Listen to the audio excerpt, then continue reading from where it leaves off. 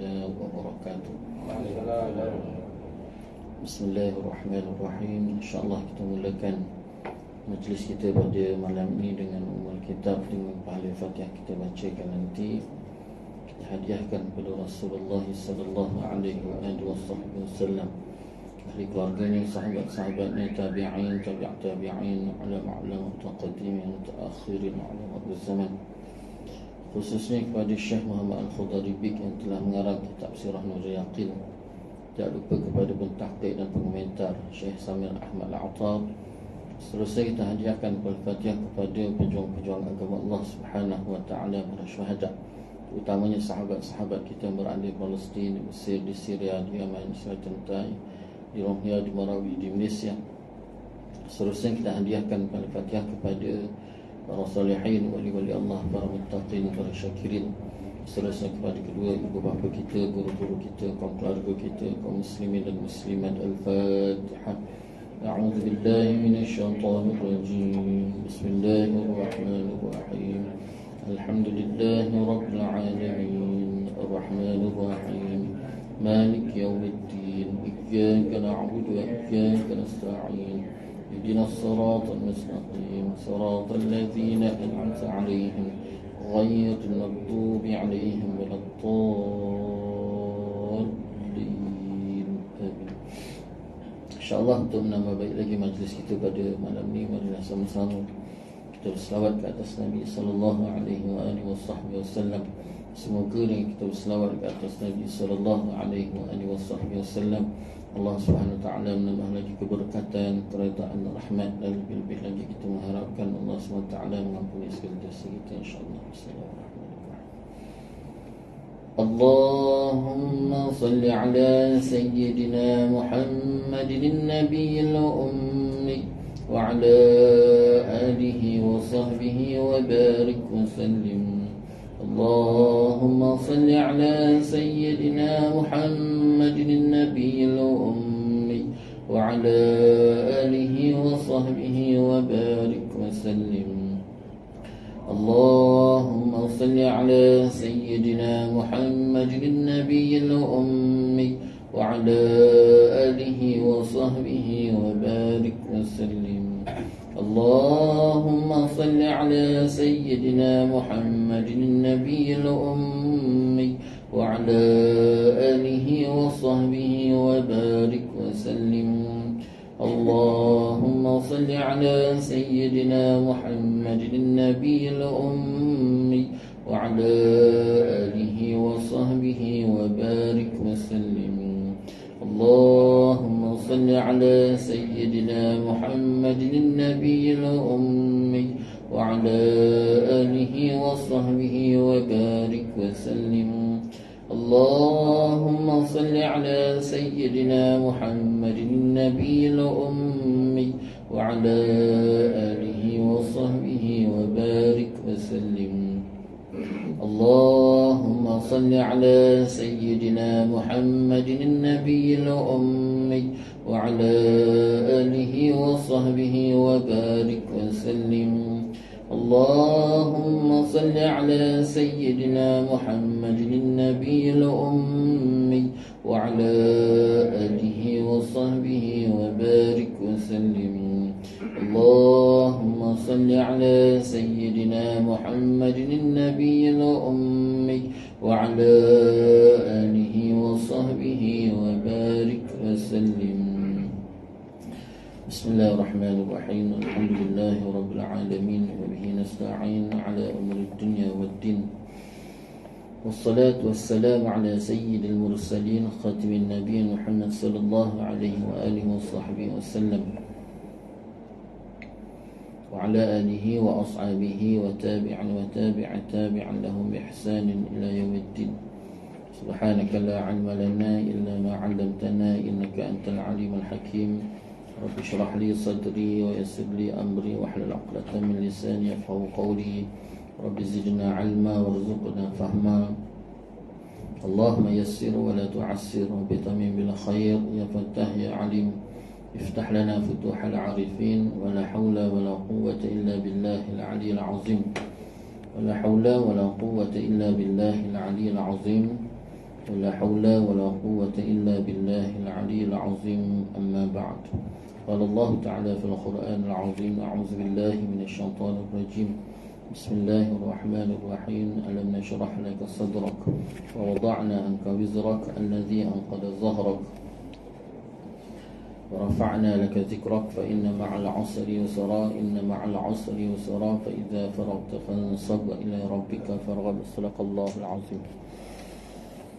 Alhamdulillah, pertama-tamanya marilah sama-sama kita merafakkan rasa syukur kita ke hadirat Allah Subhanahu wa taala. Dengan keizinan Allah Subhanahu wa taala dapat sama-sama kita bertemu dan kita bersua lagi pada malam ini, dan sama-sama kita mengharapkan semoga pertemuan kita pada malam ini Allah Subhanahu wa taala penuhkan dengan keberkatan, keridaan, rahmat, dan lebih-lebih lagi kita mengharapkan Allah Subhanahu wa taala mengampuni segala dosa kita, insya-Allah. InsyaAllah kita akan sambung lagi bacaan kitab Sirah Nurul Yaqin yang telah dikarang kitab ini oleh Syekh Muhammad Al-Khudaribi, dan telah memberi tahqiq dan memberi komentar oleh Syekh Samir Ahmad Al-Attar. Dan insyaAllah pada malam ni kita akan sambung lagi dalam muka surat yang ke 30. Tajuk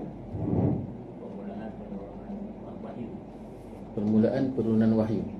Betul?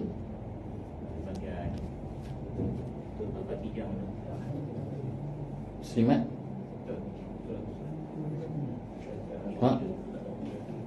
Penurunan wahyu. Betul?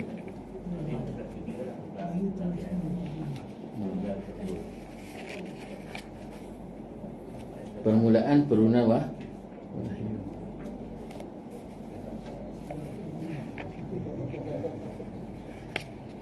Betul eh? 35. Permulaan penurunan wahyu apabila Rasulullah SAW mencapai usia kesempurnaan. Betul? Situ.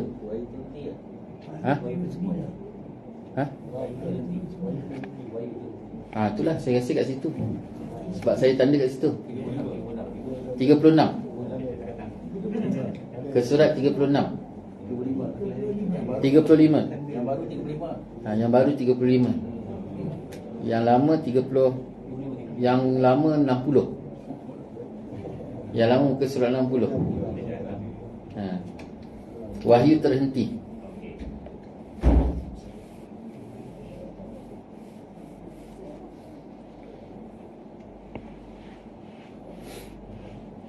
Qala al-musannif rahimahullah ta'ala wa nafa'ana wa iyyakum ajma'in. Wahyu terhenti.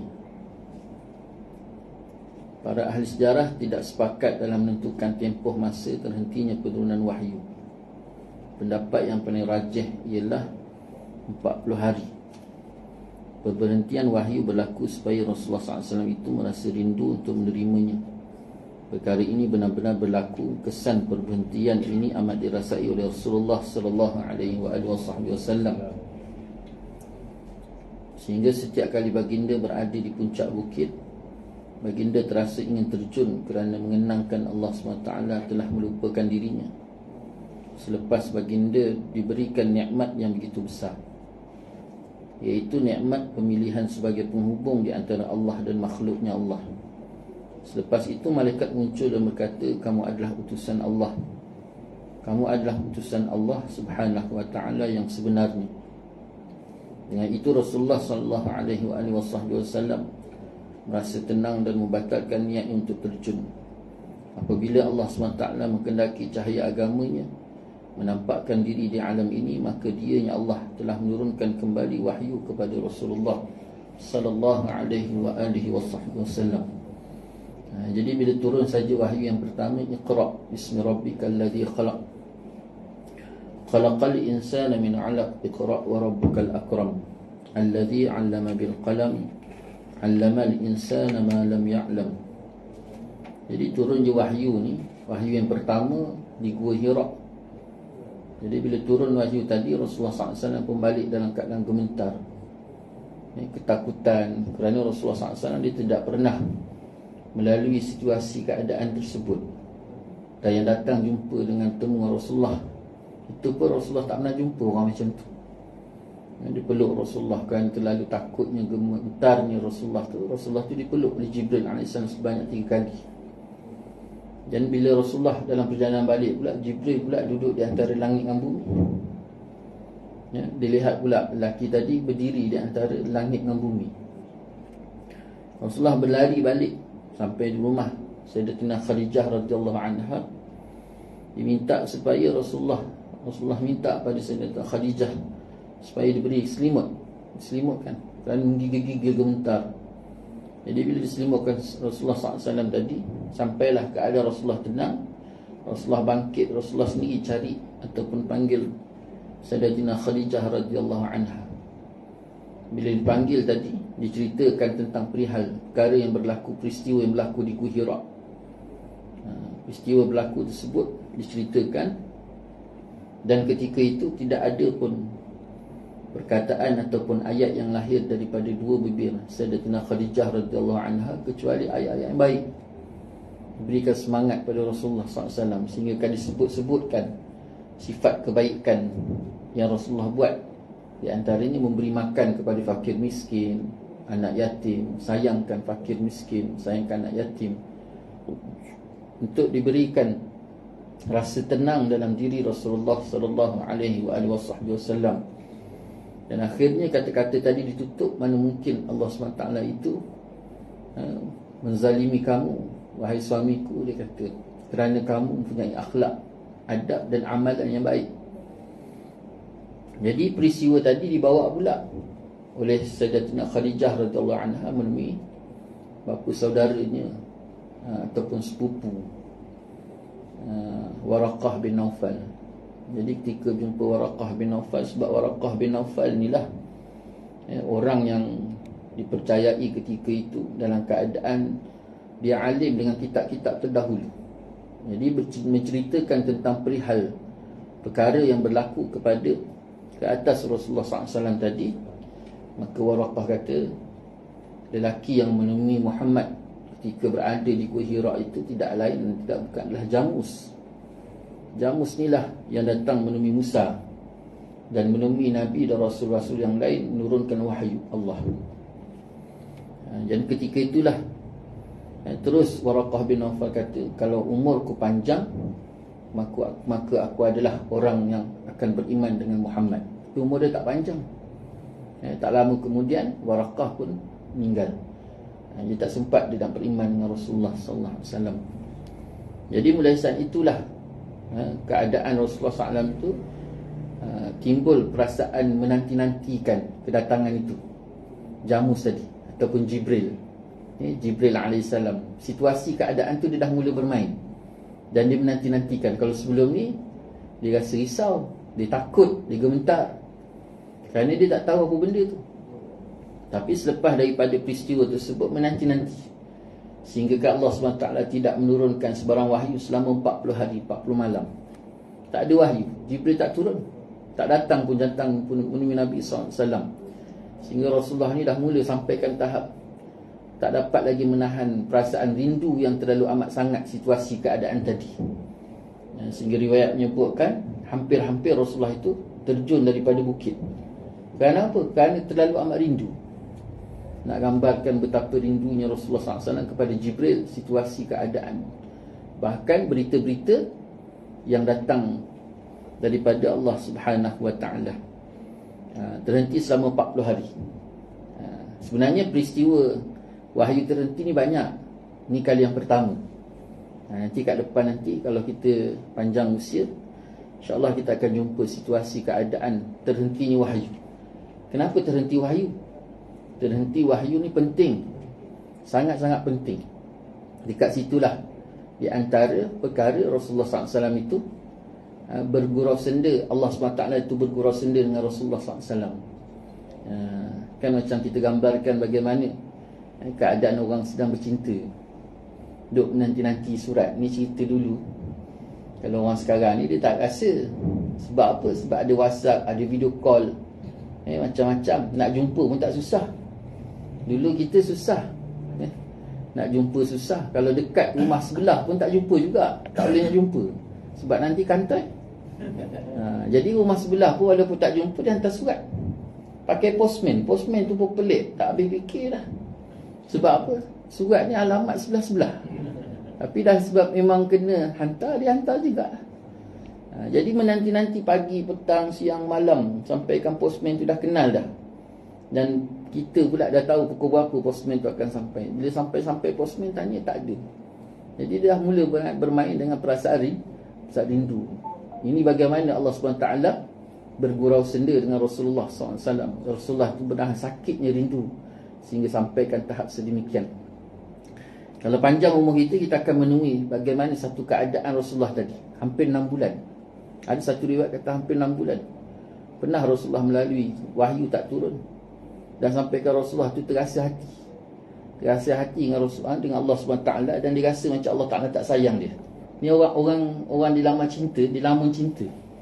Sampai tahap macam tu. Sehingga kan mak, abah yang dikasihi oleh Allah SWT balik nanti baca tafsir surah Wadduha. Baca surah Wadduha, bagaimana Allah SWT itu memujuk semula Rasulullah SAW.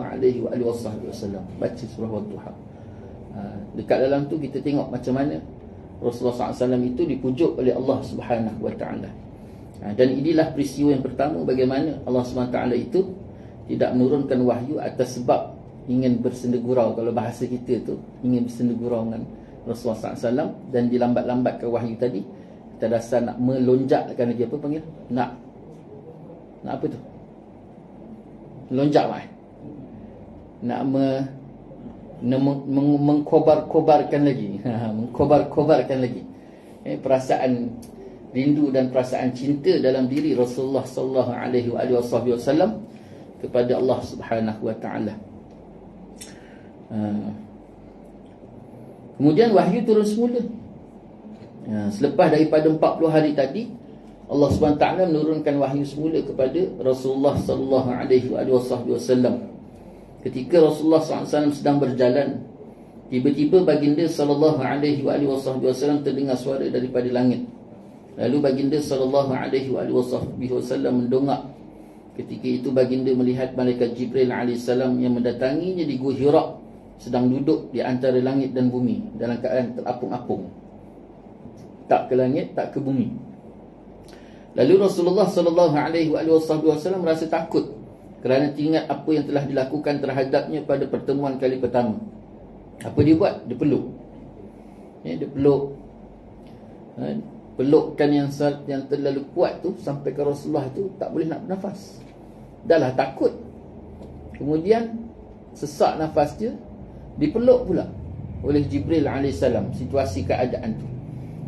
Lalu baginda sallallahu alaihi wasallam pulang sambil berkata, selimutkan aku. Selimutkan aku. Zammiluni.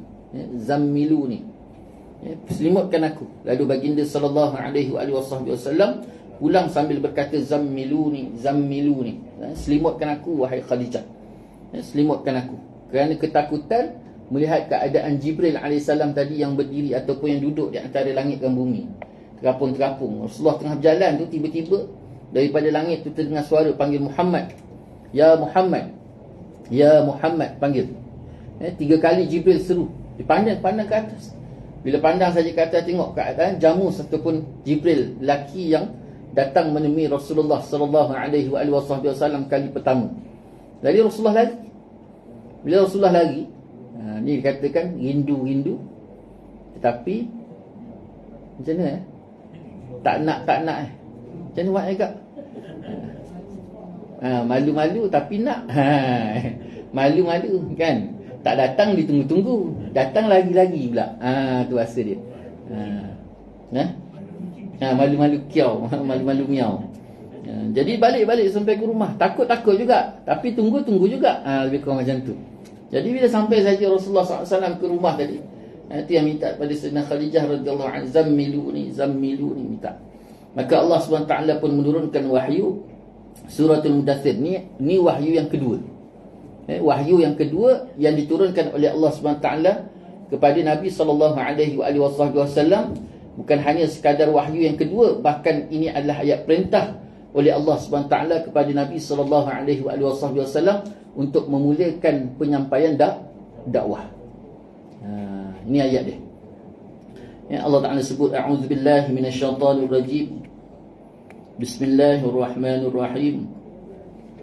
Ya ayyuhal muddaththir qum fa'anzir wa rabbaka fakabbir wa thiyabaka fatahhir warrujza fahjur wa la tamnun tastakthir wa lirabbika fasbir.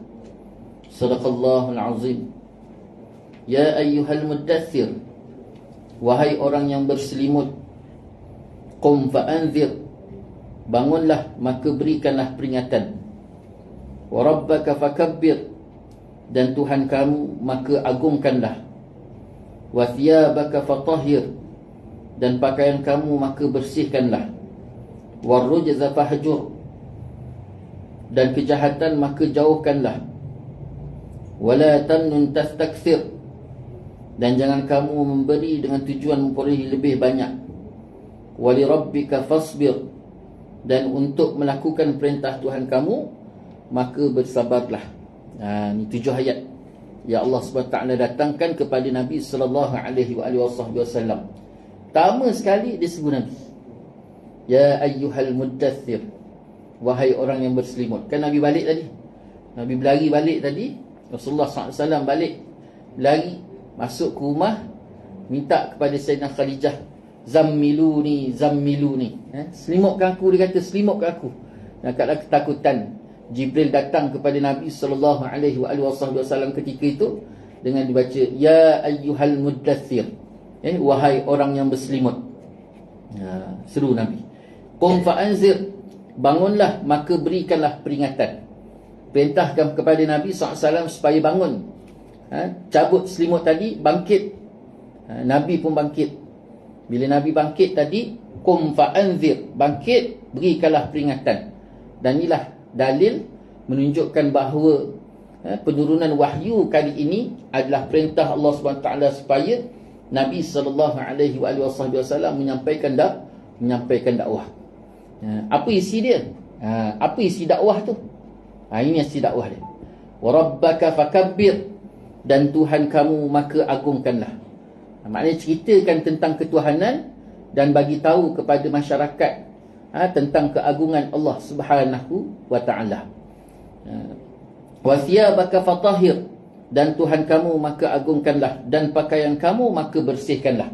Maknanya dalam nak mengagungkan Allah Subhanahu wa taala, maka pastikan kita dalam keadaan bersih. Maksud bersih sini dengan makna dua makna yang disebut oleh para ulama. Yang pertama dengan makna lahiriah, dan yang kedua dengan makna dalaman. Dalaman dan luaran. Dalaman hati. Hati tadi kena bersih. Dan sebersih-bersih hati, yang pertama sekali iaitu ikhlas. Dalam nak mengagungkan Allah SWT tadi, mesti ikhlas betul-betul kerana Allah. Dalam nak mengagungkan tadi pula, perkara paling besar dalam nak mengagungkan Allah ialah solat. Jadi solat tadi kena pastikan hati tadi bersih. Apa maksud dia? Iaitu benar-benar ikhlas pada Allah Subhanahu wa taala. Kemudian dalam nak mengagungkan Allah Subhanahu wa taala, terutamanya solat tadi, lahiriah, pakaian lahiriah tadi juga kena bersih. Pakaian kita tadi. Dan pakaian tersebut menggambarkan dan menonjolkan bahawa kita benar-benar sedang berhadapan di hadapan agung yang maha agung. Maknanya tunjukkan kesungguhan kita dalam nak membesar-besarkan Allah Subhanahu wa taala. Warrujza fahjur, dan kejahatan maka jauhkanlah. Pertama agungkan Allah. Kemudian nak mengagungkan Allah tadi, pastikan pakaian kita bersih, lahir dan batin. Luaran dan dalaman. Kemudian berusaha menjauhkan diri daripada segala kejahatan. Segala perkara yang dilarang oleh Allah SWT kita jauhkan. Warrujza fahjur wala tamnun tastakthir, dan janganlah kamu memberi dengan tujuan memperoleh lebih banyak.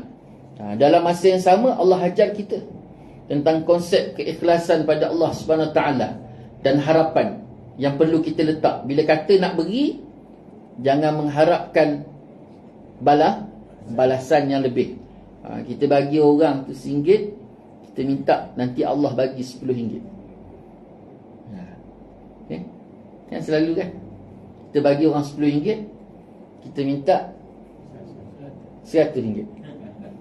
Itu janji Allah, itu pulang Allah lah kan. Kita pula biarlah benar-benar ikhlas. Wala tamnun tastakthir wali rabbika fasbir. Dan akhir ayat Allah Ta'ala sebut, dan untuk melakukan perintah Tuhan kamu, maka bersabarlah. Dalam nak melaksanakan perintah Allah ni, maka perlu ada kesabaran. Daripada ayat inilah Imam Ghazali rahimahullah ta'ala meletakkan sabar tu ada 3 kategori. 3 kategori, 3 keadaan dalam nak melaksanakan, dalam nak mendatangkan sifat sabar. Sabar ada 3 keadaan, 3 kategori sabar. Yang pertama, sabar dalam melaksanakan perintah Allah. Dalam hendak melaksanakan perintah Allah SWT ni kena banyak sabar. Kalau kita tak sabar, maka tak mampu kita untuk melaksanakan perintah Allah. Sebab apa? Sebab perintah Allah itu bercanggah dengan kemahuan nafsu. Nafsu nak gini, nafsu dia tak nak datang kelas. Dia tak nak mengaji. Ya mak nafsu dia tak nak mengaji. Nafsu suka tengok handset. Kan? Nafsu dia suka tengok berita. Betul tak? Duduk tengok berita jam 8. Tak ada hal. Kan? Pukul 6.30, pukul 7 tadi, tiba-tiba dah masuk WhatsApp bagi tahu malam ni ada kuliah. Kan ustaz dah selalu tak datang. Kan? Ni silat ibulan kalau datang surau pun dia bukan datang pun. Jadi akhirnya nafsu kata baik tak payah dah datang. Sedangkan perintah Allah suruh dah datang. Ustaz datang ke ustaz tak datang, kena datang. Sebab Allah perintah suruh datang. Jadi waktu tu kita sabar tak dalam menahan kehendak nafsu tadi. Itu perintah Allah. Gitu juga solat. Tak kiralah apa sekalipun yang Allah perintah, dan waktu tu kita nak laksanakan perintah Allah tadi, perlu ada kesabaran yang tinggi. Sangat-sangat. Sebab apa? Setiap keinginan dan perintah Allah itu bercanggah dengan kemahuan nafsu. Itu sebabnya nafsu itu adalah musuh yang paling utama. Kita selalu bila sebut siapa musuh Abah? Siapa musuh Abah? Siapa Abah punya musuh? Bukan musuh kita, jiran kita. Kan? Yang suka tanam buah dekat kita punya batas tanah. Daun kering dia masuk tanah kita, buah dia tak masuk pula tanah kita. Kan? Nampak kan? Yang tu musuh kita. Ataupun musuh kita alung. Bukan ahlung alung. Alung, Abah mati je, geran tanah dia pegang. Kita habis semua. Kan, betul tak? Tak. Itu semua sekali keadaan situasi itu, kalau nafsu tadi dapat diketerai dengan baik, maka dia takkan jadi sedemikian. Asal dan musuh yang paling terbesar dan sebenar-benar musuh hanya 2 je. 2.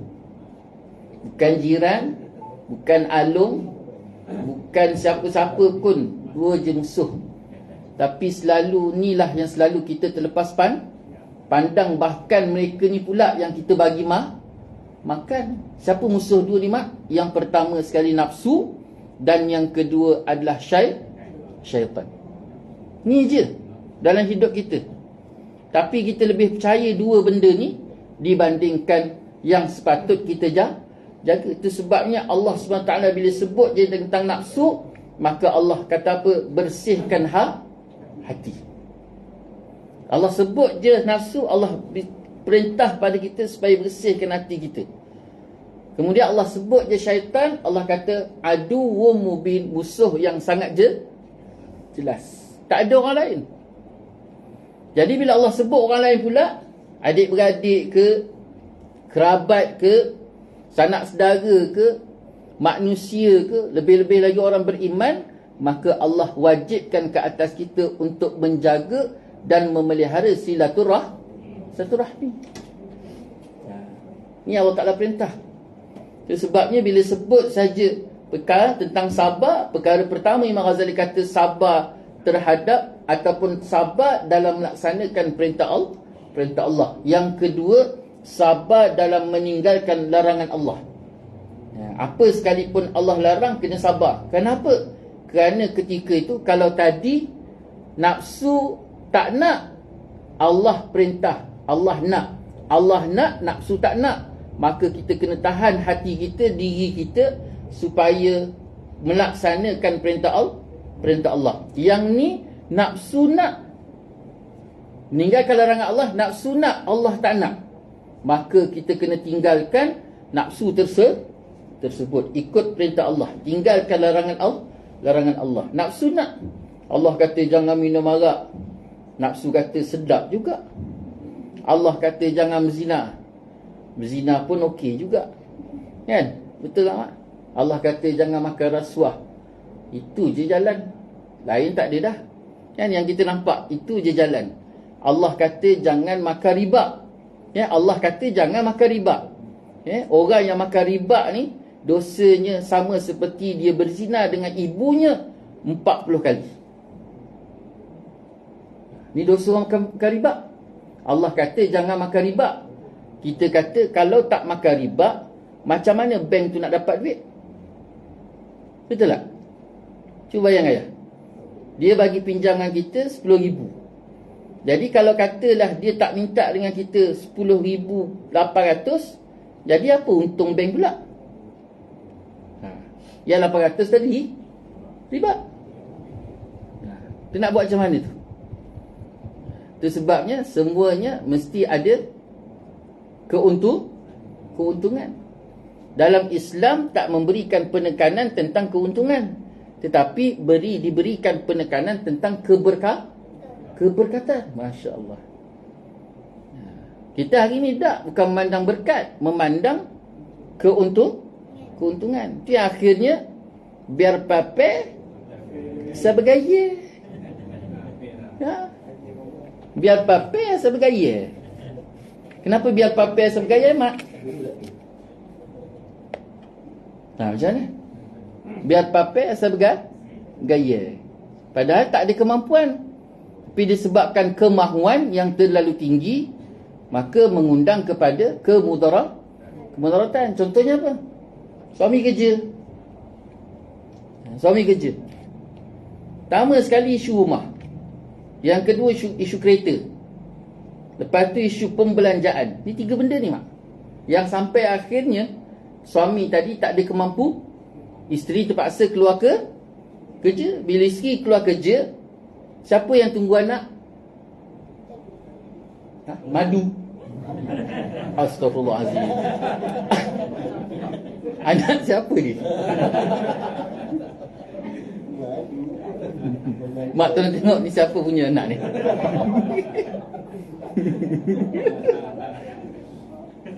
Mak keluar kerja, siapa yang tunggu anak? Dia jawab madu. Tunggulah tidur surau malam ni. Siapa tunggu anak? Jadi anak ni tak ada orang yang tunggu. Apa maksud tunggu kat situ? Siapa yang nak beletihkan anak, siapa yang nak nasihat anak, siapa yang nak marah anak? Mak dah kerja. Kemudian balik pula, mak dah penat. Bila dah penat, maka anak tak dididik, ditarbiah dengan baik. Sedangkan hakikat pentarbiahan dan pendidikan tu datang daripada beletih. Pembentukan kepribadian, pembentukan jati diri, dan pembentukan adab dan akhlak itu daripada letiran. Dia tak datang, Mak, dekat sekolah. Benda tu tak ada kat sekolah. Sebab sekolah tu hanya ada akademik. Satu campur satu. Itu sebabnya Nabi SAW itu, dan juga para Nabi dan para Rasul, mereka tidak diberikan penekanan tentang kepandaian dan kepintaran, tetapi mereka diberikan penekanan tentang kebijaksanaan. Itu orang-orang tua kita dulu ngaji tak tinggi, tapi mereka mempunyai adab dan akhlak. Sebab apa? Bangun pagi je mak dah beletih. Siapa beletih? Mak beletih. Ayah beletih tak? Tak. Mak 3 kali beletih, ayah sekali rotan. Itu kerja dia. Itu sebab orang dulu mak ngaji tak tinggi, mak ayah tak pergi kerja. Ayah pergi kerja, mak duduk rumah kerjanya letih. Tapi anak jadi orang. Sebab ada adab, ada akhlak. Sebab pembinaan itu bukan datang daripada sekolah. Dia datang daripada rumah. Ini yang Nabi SAW sebut, bila lahir saja anak Adam, maka lahirnya itu seperti kain putih. Yang membentuk kain putih tadi, sama ada yang menjadi Yahudi, Nasrani ataupun Majusi, adalah dua ibu bapa. Ini dia. Itu sebabnya perkara yang kedua kita kena sabar ialah meninggalkan larangan Allah. Dan yang ketiga iaitu sabar dalam mendepani musibah. Ini biasa kita dengar. Apa yang katakan musibah, Mak? Musibah ialah sesuatu perkara yang bercanggah dengan kemahuan kita. Sesuatu yang bercanggah dengan kemahuan dipanggil musibah. Tak kiralah sekecil-kecil perkara sampailah sebesar-besar perkara. Sekecil-kecil perkara contohnya seperti apa? Contohnya seperti mak balik ni, mak masakkan mi goreng untuk abah. Abah nak makan mi goreng mamak. Goreng. Tiba-tiba abah balik, mak buka tudung saji, tengok-tengok tadi macam mamak, yang ni jadi bangla pula. Tadi okey, yang ni makin gelap. Terlebih kicap. Tadi terang, rupanya dia makin gelap. Dia jadi bangla. Jadi waktu itu bercanggah dengan kemahuan mak dan bercanggah dengan kemahuan abah. Bila bercanggah saja, maka itulah dikatakan musibah. Musibah ni kena sabar. Macam mana sabar dia? Allah Ta'ala sebut, allazina idza asabatum musibatun qalu inna lillahi wa inna ilaihi raji'un. Balik pada Allah. Bila terjadi je musibah, sekecil-kecil musibah sampailah sebesar-besar musibah, maka balik pada Allah dalam keadaan sabar. Ini tiga benda Allah Ta'ala sebut kat sini. Walirabbika fasbir, dan untuk melakukan perintah Tuhan kamu, maka bersabarlah. Awal lagi Allah Ta'ala dah ajar kepada Nabi SAW supaya memperbanyakkan sabar. Maksud berilah peringatan ialah berilah amaran kepada manusia sekiranya mereka tidak meninggalkan kesesatan dan sembahan yang diwarisi daripada datuk nenek moyang mereka. Maksud dan Tuhanmu, maka agungkanlah, ialah perbuatan mengagungkan hanya kepada Allah, dan kamu jangan menyekutukannya dengan sesuatu pun dalam perbuatan tersebut. Ini dia. Jadi maksud yang pertama, berilah peringatan. Apa maksud beri peringatan? Iaitu bukan hanya sekadar mengingati, bahkan memberikan amaran.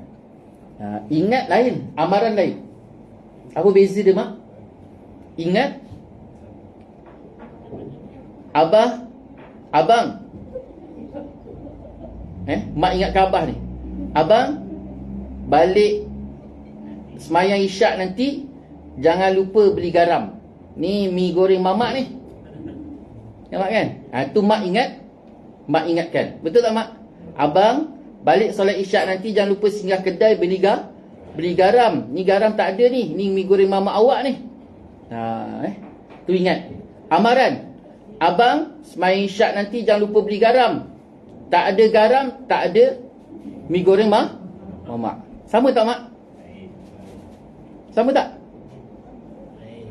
Sama. Cara dia sama tak? Abang, jangan lupa balik nanti beli garam. Abang, kalau tak beli garam, tak ada mi goreng sama tak, Mak? Yang pertama mengingat, yang kedua ugutan. No, masalahnya garam? Sok No sok, no mi. Bukan mi mi goreng. No sok, no mi goreng mamak. Tak ada garam, tak ada mi goreng mamak. Satu ugutan. Itu sebabnya Allah perintahkan pada Nabi, peringatan bukan makna mengingatkan, tapi peringatan sebagai satu amaran keras kepada manusia supaya mereka tinggalkan segala amalan-amalan syirik mereka dan kembali mentaati Allah. Jadi maknanya suasana ketika itu sangat getir, dan Nabi SAW diutuskan supaya menggunakan apa sekalipun cara supaya manusia tadi dalam keadaan kembali kepada Allah Subhanahu Wa Taala. Maknanya Nabi kena keras. Keras tu bagi keadaan lah, macam-macam keadaan. Suasana mengikut kebijaksanaan. Itu sifat bijaksana, mengikut kebijaksanaan Nabi. Itu sebabnya Nabi SAW jumpa orang macam ni, cara macam ni. Rasulullah SAW jumpa orang macam ni, caranya macam ni. Itu sebabnya 10 orang yang mendatangi Nabi, maka Nabi akan sampaikan dengan 10 cara dan suasana. Ini dia. Yang kedua, maksud dan Tuhanmu maka agungkanlah. Ialah perbuatan mengagungkan hanyalah kepada Allah, dan jangan kamu menyekutukannya dengan sesuatu pun dalam perbuatan tersebut. Apa yang dikatakan warabbaka fakabbir, iaitu mengagungkan Allah, dan jangan sesekali kita menyekutukan Allah dengan sesuatu yang lain selain daripada Allah, baik daripada hati, kata-kata maupun perbuatan.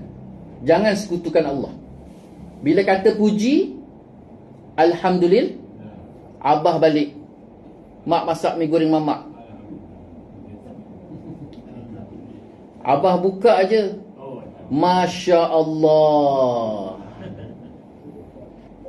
bau dia semerbak, Masya Allah. Mak pun alhamdulillah. Nampak mak? Apa dia? Kalau dia tak buat, innalillah. Innalillah lah. Malam ni abah tidur kat sofa lah.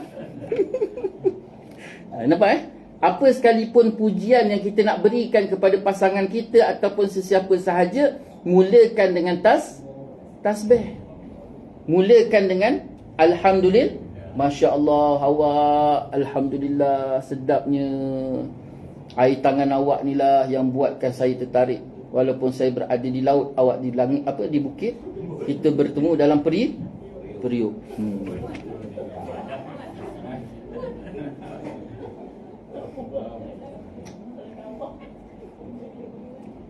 Maksud dan pakaian kamu maka bersihkanlah. Wa thiyabaka fatahhir. Maksud dan pakaian kamu maka bersihlah. Apa maksud dia? Ialah supaya kamu berada dalam keadaan bersedia untuk menghadap Allah SWT. Ini kerana seseorang mukmin tidak layak berada dalam keadaan kotor dan bernajis.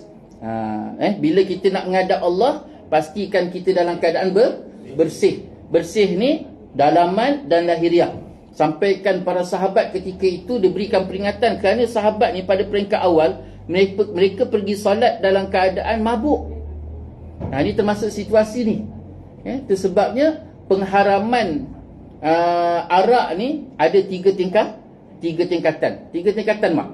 Jadi tingkatan yang pertama, Allah Ta'ala haramkan arak, iaitu Allah larang sahabat ini daripada solat dalam keadaan mabuk.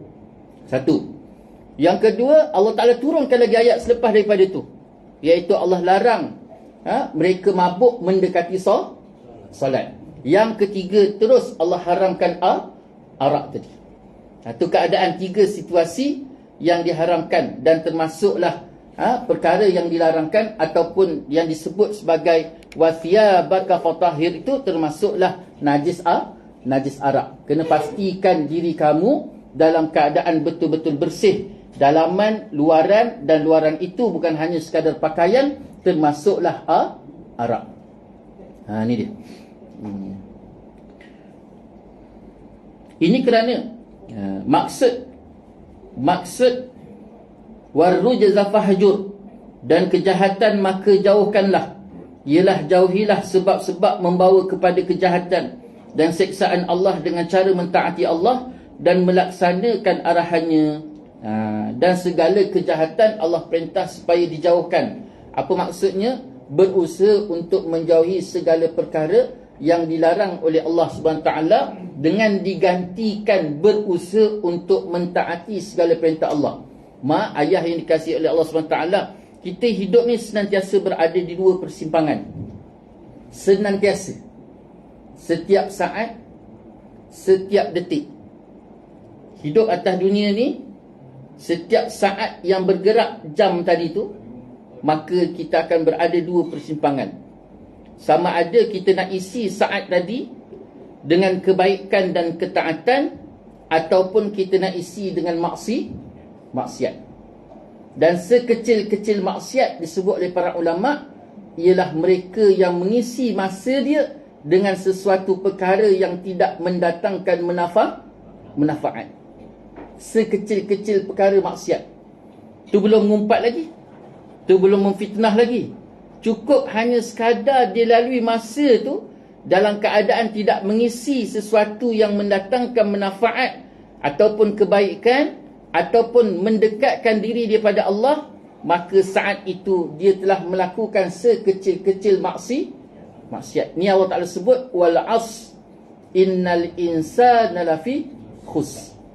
Demi masa, Allah bersumpah dengan masa, sesungguhnya manusia itu berada dalam kerugian. Ni dia, iaitu bila sebut je masa, maka manusia itu berada dalam rugi, sangat-sangat rugi. Jadi sangat rugi. Cuba bayangkan, kita usia berapa tahun? 40 tahun. Katalah ambil usia 40 tahun. 40 tahun tu, cuba kita tulis apa manfaat perkara yang telah kita buat. Apa perkara yang kita buat yang mendatangkan manfaat bagi diri kita, bangsa kita, agama kita.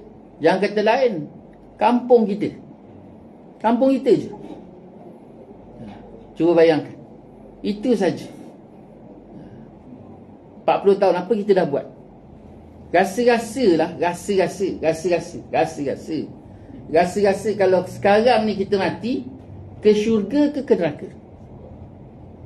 Itu je soalan-soalan yang perlu kita bangkitkan untuk memberikan kesedaran kepada kita, supaya setiap saat, detik yang kita lalui tadi diisi betul-betul, supaya dia memberi manfaat bagi diri kita, agama kita, dan lebih-lebih lagi kehidupan kita di akhirat Allah Subhanahu Wa Taala.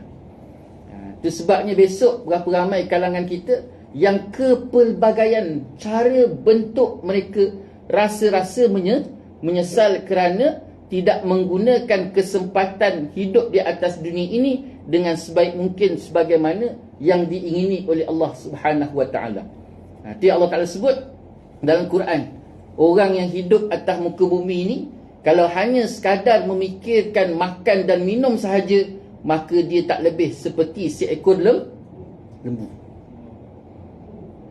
Mak, makan apa malam ni, mak? Jumpa. Kau ni tak habis-habis makan.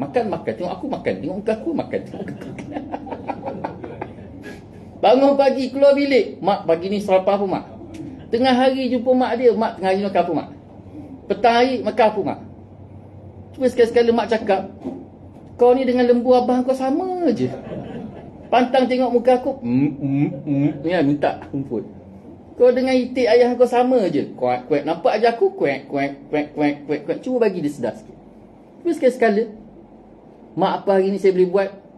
Kan, tanya benda yang manfaat, benda yang baik. Mak rasa apa benda yang sepatut saya buat. Cuba bayang, mak, tu sebab hari ni anak-anak kita, mak, minta maaf, ni zaman kita zaman fitnah. Anak-anak kita umur 27, 28, 30, 35. Kalau kita tanya apa yang dia boleh rancang untuk bangsa kita, jangan kata bangsa, kampung. Program kampung tu pun kita tak boleh nak fikir. Anak tu tak boleh nak fikir. Jangan kata program kampung, program diri dia tu sendiri pun dia tak tahu apa dia nak jadi. Supaya teruknya anak bangsa pada hari ini. Jangan kata nak berkongsi cadangan untuk mengimarahkan kampung, nak mengimarahkan surau, nak mengimarahkan masjid, bahkan nak mengimarahkan diri dia pun. Esok nak jadi apa? Tahu dah. Bila nak kahwin? Entah. Cuba bayangkan, tak ada perancangan. Kosong. Jadi kalau dah hidup macam tu, lebih baik lembu. Minggu depan sembelih. Ada manfaat? Orang makan. Dia nak sembelih pun orang fikir 3-4 kali. Apa nak buat? Nak kata besar, macam tak cukup. Kan? Cuba bayangkan, mak. Itu sebabnya ini Allah Ta'ala sebut pada kita supaya kita lakukan betul-betul kebaikan dan tinggalkan segala larangan. Maksudnya lagi, Dan janganlah kamu memberi dengan tujuan memperolehi lebih banyak. Wala tamnun tastakthir. Apa maksud dia, Mak? Ialah jangan kamu memberi sesuatu pemberian kepada seseorang dengan mengharapkan pembalasan yang melebihi apa yang telah diberikan daripada penerima pemberianmu. Ini bukanlah ciri-ciri orang yang pemurah. Maksudnya setiap dia memberi, maka dia mengharapkan balasan. Kan? Ini berhati-hati. Zaman-zaman musim-musim dekat pilihan raya ni, orang bagi, kita ambil. Orang bagi, kita ambil. Tak, bagi ambil, apa salah? Tak berdosa, ambil je. Orang bagi, kita ambil. Tak kira apa-apa. Yang mengambil, yang memberi pula, terpulang dia lah. Jangan ambil, dia tak ikhlas. Langkah tu ikhlas tu pada dia. Dia ikhlas tu pada dia. Pada kita, orang bagi, kita ambil. Itu dia, Mak. Dia terpulang. Cuma di sini Allah ajar pada kita, bila memberi jangan mengharap balasan. Maksudnya apa? Setiap pemberian pastikan betul-betul ikhlas, buat kerana Allah dan mengharapkan akhirat. Kat situ kunci dia. Buat kerana Allah dan mengharapkan akhirat. Balasan terpulang. Terpulang pada Allah. Maksudnya serahkan pada Allah SWT. Dan seterusnya, maksud dan untuk melakukan perintah Tuhanmu, maka bersabarlah. Apa maksud dia, Mak? Iaitu kamu hendaklah bersabar dalam menghadapi penyiksaan yang akan kamu hadapi ketika kamu menyeru mereka kepada Allah SWT. Ketika menyampaikan dakwah, ketika menyeru kebaikan, menyeru masyarakat meninggalkan segala perkara-perkara yang mendatangkan syirik pada Allah SWT, maka pasti kamu akan melalui onak dan duri. Waktu tu sabar. Ini pada Nabi. Adakah khusus pada Nabi? Tak. Termasuk lagi ayat ni ayat umum, bukan ayat khusus. Ayat umum, maksud ayat umum iaitu apa yang dibincangkan pada 7 ayat tersebut, ke 7 ayat itu termasuk perintah ke atas kita. Jadi begitu juga dalam kita menyampaikan dakwah, pasti kita akan melalui onak dan duri. Allah kata apa? Fasbir, maka bersabarlah. Mak tegur abah. Mak tegur abah, abah marah. Mak sabar. Abah tegur mak, mak kena sabar. Abah tegur mak, mak tak terima, abah kena sabar. Mak tegur abah, abah tak terima, mak kena sabar. Gitu dia punya tu. Mak ayah tegur anak, anak tak terima. Ni baik-baik, Mak. Hari ni mak tegur anak, anak tak terima, anak bunuh mak. Ni berlaku, Mak. Ni berita bulan lepas ni. Berita bulan lepas orang jumpa mak dekat dalam semak. Sebab apa orang jumpa dalam mak dia kena bunuh. Bila polis cari balik siapa bunuh anak dia, bila ditanya soal jawab balik, mak dia kuat berletih. Minggu lepas tak? Minggu lepas minggu lepas. Bila bunuh mak dia, Masya Allah, Mak. Jadi mak sekarang ni kalau nak berletih, tadi berletih perlu tak, Mak? Perlu berletih. Tapi berletih dalam keadaan berhati-hati. Orang suruh berhati-hati. Kalau anak tu pegang pisau, mak pegang parang.